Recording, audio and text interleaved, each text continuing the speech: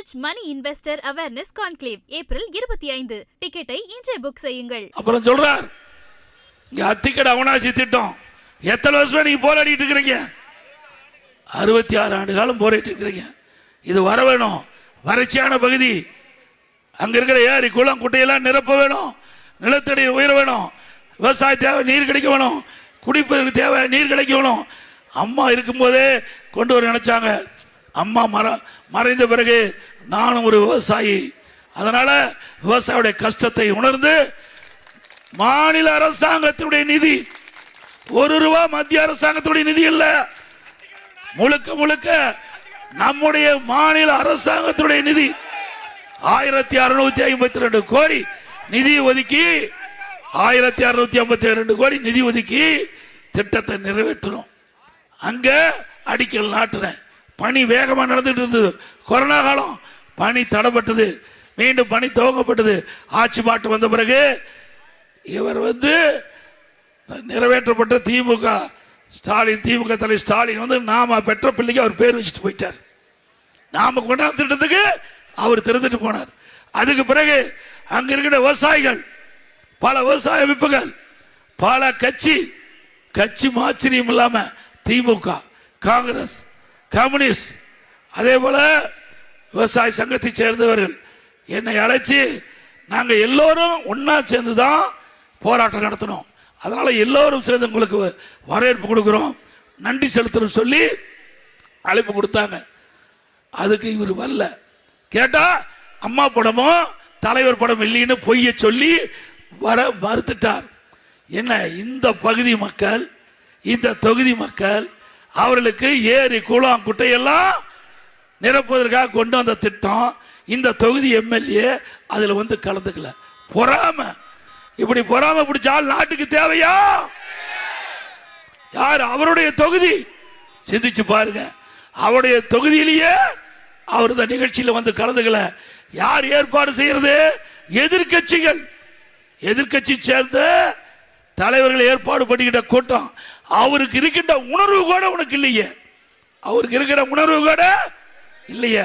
ஓட்டு போட்ட மக்கள், அந்த மக்கள் இன்றைக்கு வளமா செழிப்பா வாழ்வதற்கு தான் இந்த அத்திக்கடை அவனாசி திட்டத்தை கொண்டாந்த. அந்த திட்டத்தை கூட கலந்துக்கல. அப்புறம் கேட்டா அம்மா படம் இல்ல, நான் வரலைன்னு. நீ எங்க நீங்க அம்மாவை மதிச்ச பாருங்க. பள்ளிக்கூடத்தில் போய் சைக்கிள் கொடுக்கிறார். யார் படம்? கருணாநிதி படம், ஸ்டாலின் படம். யோகி இது எப்படி இருக்குன்னு பாரு. செங்கோட்டையனோட யோகி இது பாரு. இந்த பக்கம் கருணாநிதி படம், இந்த பக்கம் ஸ்டாலின் படம். கருணாநிதி படம், ஸ்டாலின் படம் சைக்கிள் கொடுக்கறதுல. இவர் நாட்டு மக்களுக்கு நன்மை செய்யறவரா? அப்பவே பிடிஎம்க்கு போயிட்டாரு. நான் கண்டுபிடிச்சிட்டேன், நீ திமுகவுடைய உளவாளியா இருப்பதுன்னு கண்டுபிடிச்சாச்சு. என்னைக்கு திரு கருணாநிதி படத்தையும் திரு ஸ்டாலின் படத்தையும் போட்டுட்டு போய் நீ விலையெல்லாம் சைக்கிள் மாணவி கொடுத்தியோ, அப்பவே உன்னுடைய முகத்தை கண்டுபிடித்து விட்டோம். நீ சரியான ஆள் இல்ல, அண்ணா திமுக விசுவாசி இல்ல, அண்ணா திமுக உள்ளே இருந்து குழி தோண்டி புதைக்கின்ற ஒரு உளவாளியாக இருக்கிறது கண்டுபிடிக்கப்பட்டு விட்டது. ஆகவேதான் அடிக்கடி ஸ்டாலின் சந்திக்கிறது. சட்டமன்றத்தில் ஒரு வார்த்தை கூட திமுக ஏத்து பேசுறதே கிடையாது. திமுகவை ஆக மனசுக்குள்ள இருக்கிறதெல்லாம் இப்ப கக்கிட்டு இருக்காரு. இவரை வச்சிருக்கலாமா? நல்லா சத்தமா சொல்லுங்க. ஆக இப்படிப்பட்ட ஆள் மன்னிக்க முடியாத ஆள். இவருக்கு ஓட்டு போட்டு அந்த ஓட்டை பெற்று தந்தவர்கள் நீங்க தானே ஓட்டு போட்டு அவரை ஜெயிக்க வச்சீங்க. உங்களுக்கு விசுவாசமா இருக்கணும்ல. இப்ப எங்க போயிட்டாரு? அங்க போய் துண்டை அணிவிக்கிறாரு. கேவலம் துண்டை போய் வாங்குறாரு. இப்ப யார் போட்டா வச்சிருக்காரு?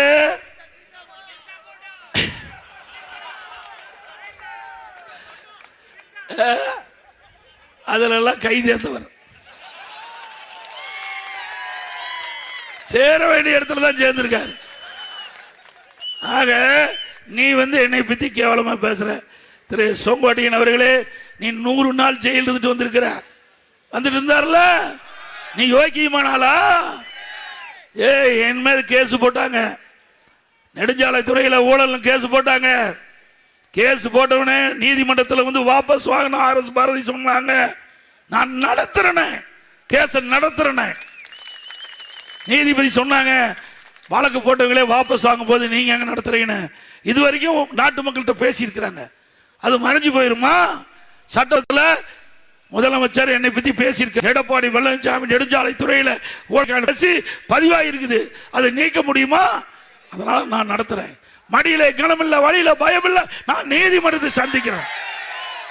Enrich Money Investor Awareness Conclave April 25. டிக்கெட்டை இன்றே புக் செய்யுங்கள்.